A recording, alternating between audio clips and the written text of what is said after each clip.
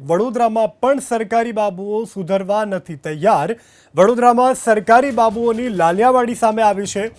કુબેર ભવનમાં સવા 11 વાગ્યા છતાં અધિકારીઓ ગાયબ જોવા મળ્યા. અધિકારીઓ ગાયબ અને ઇલેક્ટ્રિક ઉપકરણો પણ ચાલુ જોવા મળ્યા. અધિકારી આવ્યા નથી અને એસી પંખા લાઇટ ચાલુ છે. વડોદરા જિલ્લા રજિસ્ટ્રાર કચેરીમાં પણ અધિકારીઓના ધાંધિયા જોવા મળ્યા. તો વડોદરા સબ રજિસ્ટ્રાર કચેરીમાં પણ અધિકારીઓના ધાંધિયાનું રિયાલિટી ચેકમાં સામે આવ્યું છે. બાપોદ સબ રજિસ્ટ્રાર કચેરીમાં પણ અધિકારીઓની લાલિયાવાડી સામે આવી છે. વડસર સબ રજિસ્ટ્રાર કચેરીના અધિકારીઓ પણ ક્યારે સુધરશે, જે એક સૌથી મોટો પ્રશ્નાર્થ છે. અધિકારીઓ મોડા આવે છે, જેને કારણે કામ અર્થે આવેલા અરજદારો રજળી પડે છે.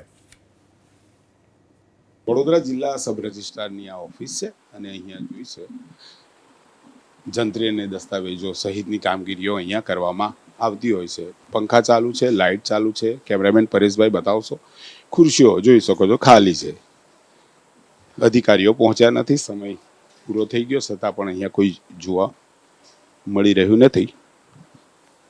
જોઈ શકો છો દ્રશ્યો ઘણું બધું કહી જાય છે. લાઇટ પંખાનો વ્યય વડોદરાની અંદર અનેક ઓફિસોમાં આ પ્રકારે જોવા મળી રહ્યું છે. કેટલાક લોકો અહીંયા કામ કરાવવા પણ આવ્યા છે. તેમની સાથે પણ શક્ય હોય તો વાત કરીશું. બાકી દ્રશ્યો ઘણું બધું કહી જાય છે. અને વડોદરાની અંદર જે ઓફિસ છે જોઈ શકો છો અનેક લોકો પોતાના કામ માટે પહોંચી રહ્યા છે. લાઇટ પંખા બધું ચાલુ, પરંતુ અધિકારીઓ અહીંયા કોઈ જોવા મળી રહ્યા નથી. દસ્તાવેજ નોંધણી, લગ્ન નોંધણીની આ કચેરી છે અને અહીંયા કોઈ જોવા મળી રહ્યું નથી. જ્યાં દસ્તાવેજો હોય છે મુખ્ય, ત્યાં સાચવવા માટે પણ પંખા ચાલુ છે, લાઇટ ચાલુ છે. નીચે કોઈ વ્યક્તિ છે નહીં. જોઈ શકો છો અંદર કોઈ હાજર જ નથી. અનેક લોકો આવ્યા છે,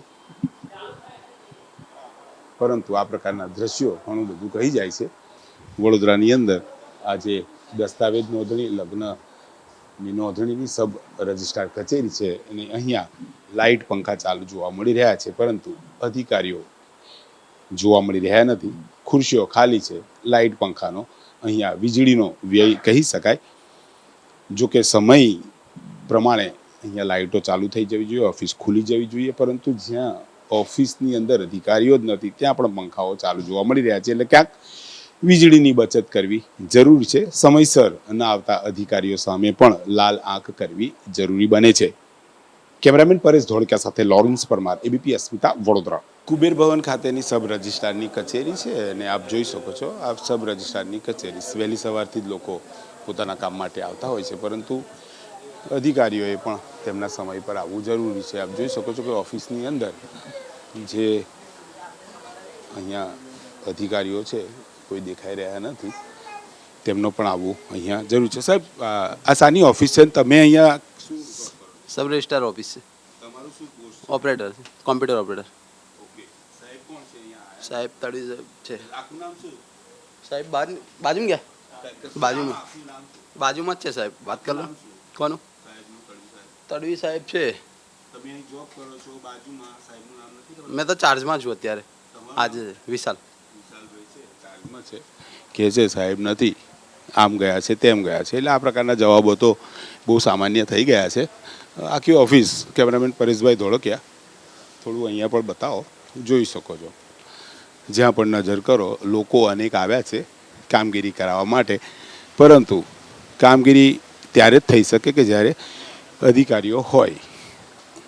વહેલી સવારે એટલે 11 સવા 11નો સમય છે અને લોકો તો આવે છે, પરંતુ જુઓ અહીંયા પણ જુઓ પંખા ચાલુ છે, એસી ચાલુ છે, કોઈ છે જ નહીં. અહીંયા પણ નથી, અહીંયા પણ નથી. કામગીરીમાં જે લોકો આવે એમનો વિલંબ થાય. લોકો સવારથી આવીને બેસે. સાહેબ આવ્યા છો પણ અહીંયા અધિકારીઓ અંદર? ના, મારું જ પેલી બાજુ કામ. હા. સાહેબ શા માટે આવ્યા છો તમે?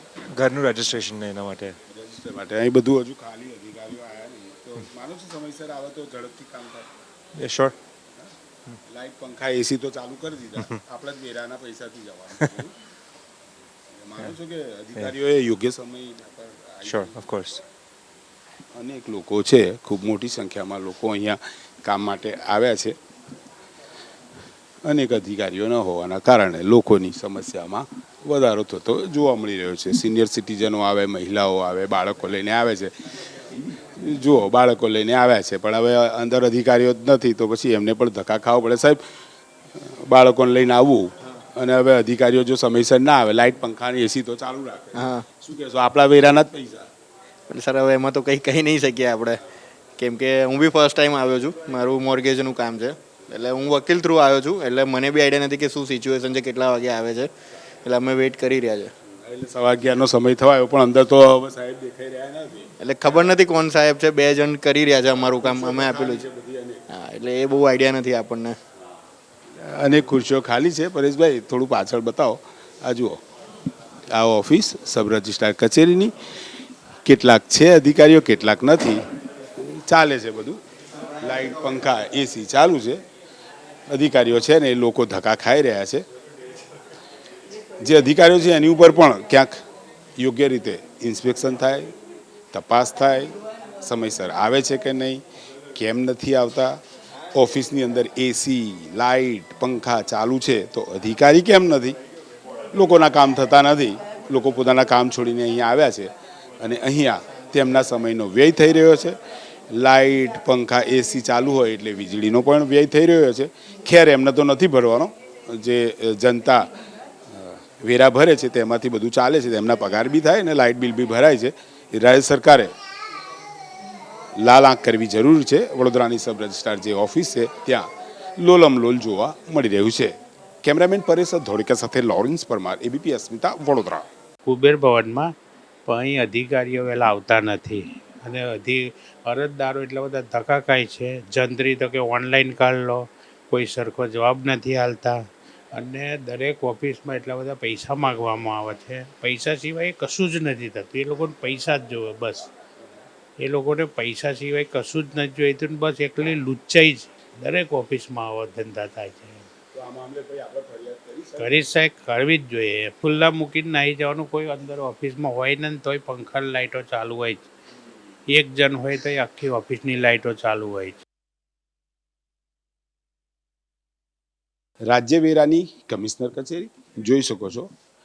સહાયક રાજ્ય વેરા કમિશનરની આ કચેરી ઘટક 42 ઓફિસ બતાવીશું. અહીંયા સમય પણ કેમેરામેન પરેશભાઈ સમય બતાવશો કેમેરામાં. 11:15 થઈ છે. સમય 11:15. હવે ઓફિસમાં છે એક મેડમ. અહીંયા બીજી ઓફિસ જોઈ લો. પરેશભાઈ બતાવો. પીયુ વસાવા સાહેબ છે, સ્ટેટ ટેક્સ ઓફિસર છે. પંખા લાઇટ પણ છે પરેશભાઈ. હા, એ પણ છે, ચાલુ છે. અહીંયા કોઈ છે નહીં. ઓફિસ બીજી ઓફિસોમાં લાઇટ પંખા નથી ચાલુ. અહીંયા છે કેટલાક અધિકારીઓ છે, અહીંયા પણ નથી. હા, લાઇટ પંખા નહીં ચાલુ છે. અહીંયા કેટલીક જગ્યાએ અધિકારીઓ જોવા મળી રહ્યા છે, કેટલીક જગ્યાએ નથી. કેમ નથી એ તો હવે સવાલ. અહીંયા પણ પરેશભાઈ આ છેલ્લે પણ નથી. અહીંયા પણ નથી. હવે અહીંયાથી પાછા જઈશું બીજી સાઈડે. પરેશભાઈ, અહીંયાથી આ સાઈડે આવવાનું છે, કેમ કે આ એક આકારણીનું ઓફિસ છે. આ આકારણીની ઓફિસ જોઈ લો. આ આકારણીની ઓફિસ છે. લાઇટ પંખા છે. ત્યાં કોઈ છે નહીં. નીચે ઓફિસ ચાલુ છે, પંખા ચાલુ છે. બાજુમાં પણ ઓફિસ ચાલુ થઈ ગઈ છે અને પંખા પણ ચાલુ છે. નથી અધિકારીઓ. હવે કઈ રીતે કામગીરી ચાલે છે સવાલ છે. અહીંયા પણ એટી બારિયા સાહેબની ઓફિસ છે, રાજ્ય વેરા અધિકારી છે. તેમના પણ લાઇટ પંખા ચાલુ છે. કુલ મળીને વાત કરીએ તો વડોદરાની અંદર આજે મુખ્ય આપણે કચેરી જોઈ, સહાયક રાજ્ય વેરા કમિશનરની આ કચેરી છે. કચેરીની અંદર ખૂબ મોટી સંખ્યામાં કહી શકાય અધિકારીઓ નથી. લાઇટ પંખા ચાલુ છે. વ્યય એટલે કે વીજળીનો વ્યય થતો જોવા મળી રહ્યો છે. કેમ અધિકારીઓ નથી આવતા? સમય પણ નથી આવતા. જો અધિકારી નથી તો ત્યાં લાઇટ ને પંખા તો એટલીસ્ટ બંધ હોવા જરૂરી છે, પરંતુ બધું ચાલે છે. 11:15નો સમય મેં બતાવ્યો કે અને 20 થવા આવી છે. અધિકારીઓ નથી, લોકો આવે છે કામ કરાવવા અને તેમના પણ સમયનો વ્યય થાય છે. ત્યારે વડોદરાની અંદર અનેક એવી કચેરીઓ સામે જોવા મળી રહી છે કે જ્યાં અધિકારીઓ જોવા મળતા નથી. એસી, પંખા અને ઓફિસો ચાલુ જોવા મળી રહી છે. કેમેરામેન પરેશ ધોળકા સાથે લોરેન્સ પરમાર, એબીપી અસ્મિતા, વડોદરા.